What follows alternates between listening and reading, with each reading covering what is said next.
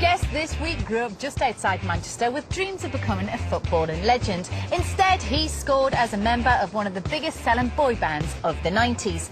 Since then, he emerged victorious from the Big Brother house, watched his best mate become one of the biggest pop stars on the planet, and moved to the country for a quiet life. That is all about to change, though, as his old band are back together for a tour that sold out in 30 minutes. We brought him back home today to Manchester as the Orange Playlist welcomes Mark Owen. I had my first snog in Failsworth in a phone box. I wanted to be a footballer. That was my kind of dream. If you wake up in the morning, you know, open your curtains, and there are like 30 people just like going, hey! Like...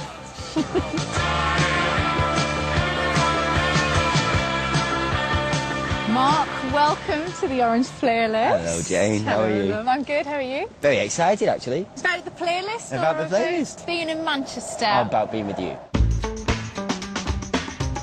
Now we have brought you back home. Yes. You did grow up just up the road, I believe. Yeah, about 4 miles away. I was known as being a piehead because my mates at school were in the Manchester postcode, but I was in the Lancashire postcode. So I was called a piehead. I always felt a little bit out, really, you know, because if you're from Manchester, you're a little bit cooler. We used to go roller skating at a place called the Roxy. And so we used to try roller skating around the rink chasing the ladies. I had my first snog in Failsworth in a phone box, but we broke up the next day because she had quite a loud laugh. Tell me about your first musical experience. My mum was an Elvis fan, and she kind of directed me in that way, you know. And I used to get all the annuals and stuff, but at a weekend we used to go to my cousin's house. We used to grease our hair back, but not with, you know, hair gel, with, like, butter, you know. Really lard, yes, basically nice. proper grease. And all pretend to be teddy boys. And my dad played in a band called the Exiles. He played guitar on some of the early Take That B-sides. He said it was the most nerve-wracking time of his life. I wanted to be a footballer. That was my kind of dream. I used to train like mad every night. I'd be out there. I wanted to be Diego Maradona.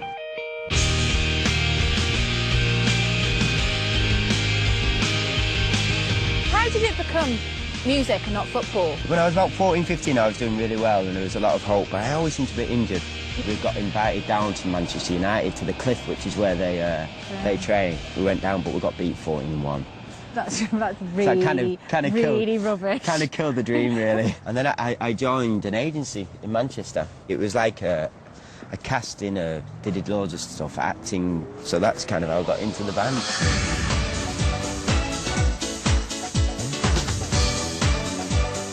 Did you know at the time that you were going to be so big?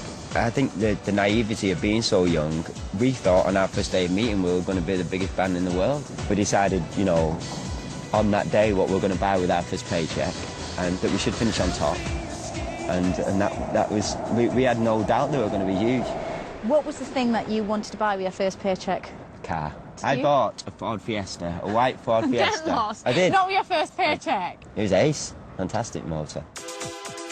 When did you sort of realise how big the band was? I think the biggest shock was that it didn't happen immediately for us. I remember when we released our first single, Do What You Like, we were all around at Nigel's house with bottles of champagne and we sat in Nigel's house listening to the charts, and when we got to number 2 we actually thought we'd gone in at number 1. No Only way. to find out the next day that we went in at 82. You were all painted in a very squeaky clean manner, Yeah. you boys. Surely there was some rock and roll moments. Without doubt. I mean, I think... Girls? Oh, yeah. We partied, we were young. It was just like, you know, we went to, you know, partying clubs, drink. But growing up, it's like, I think what it is, it's like anybody else on a Friday or Saturday night, just that every night was probably a Friday or Saturday night for us, really. What was it like, though, being that young, growing up in public? I used to wake up in the morning and I had this little flat, and facing my flat was a hill. And if you wake up in the morning, you know, open your curtains, and there were like 30 people just like going, hey! Like, I remember my street where I lived, Cotchdale Road in Oldham, having to be closed off by the police because of the amount of people that were outside the door. It was weird. It was a bizarre world, but I wouldn't change anything, you know, about it. It was an amazing experience. Well, I'm going to take you into your past track. Jeff Buckley and Hallelujah. Yeah. Why have you gone for that one in particular? I think that it was a big inspiration for me writing. I remember I was in New York. We were meeting this guy called Clive Davis, who was head of like Arista. And I remember sitting down in his office once with Gary, and he was playing us this song. I think it was a Whitney Houston song, and he was saying, just listen to the way she delivers that song, and you know, the soul that's in her voice, and you know, that's how your songs have to be. And I think 2 days before, I'd just been listening to Jeff Buckley, and to listen to Whitney Houston in comparison to that, I was sat there thinking, I can't go down that road now. I've had me awakening. Well, it goes like this: the fourth, the fifth, the minor fall and the major lift, the baffled king composing hallelujah, hallelujah. I think Jeff Buckley kind of introduced me to a way of singing with soul and just an amazing voice that I'd never really heard before. It wasn't all about a drum beat, it was just a beautiful voice singing from the heart, really. So in '94, when Grace was released, whereabouts in your life were you? I think that I was probably starting to try and find out a little bit more about myself. I'd started to get a little bit into meditation. Lulu taught me how to meditate. I just used to always walk past and smell this incense, and one day I thought, I'm going to have to knock on and find out what's going on in there. I spent a few years doing it, and it was good at the time. We've come so far, and we've reached so hard. What's your costumes going to be? I know, Tight yeah. leather this time? No, I was wondering whether we can get body doubles. You know, like actors and actresses get like, you know, body doubles. I know Julia Roberts apparently has a bum double. I thought maybe I can get myself a bum double. Your bum's all right. Well, So earlier. cheers, love. I guess now it's time that you came back for good. The songwriting is something that you didn't take up until after you left Take That. I mean, that was an amazing experience for me after, you know, after the band, because I just started writing. I think I'd probably wrote at that point Child. I got another manager, and she said, who would you like to work with? And I just said, John Leckie.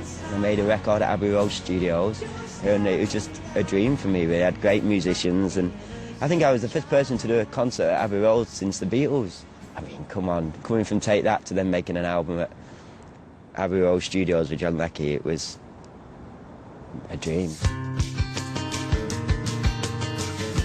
Takes us into present day track. Yes. Mark, you've gone for Rufus Wainwright. Yes, one of my favourite artists of the moment. The song is called Oh What a World, which is off his One album. It's a very grand song, beautiful, quite kitsch. And there's a line in there, why am I always on a plane or a fast train? I feel like this last year for me, with the touring and the work, has been a bit like that. So it feels quite appropriate.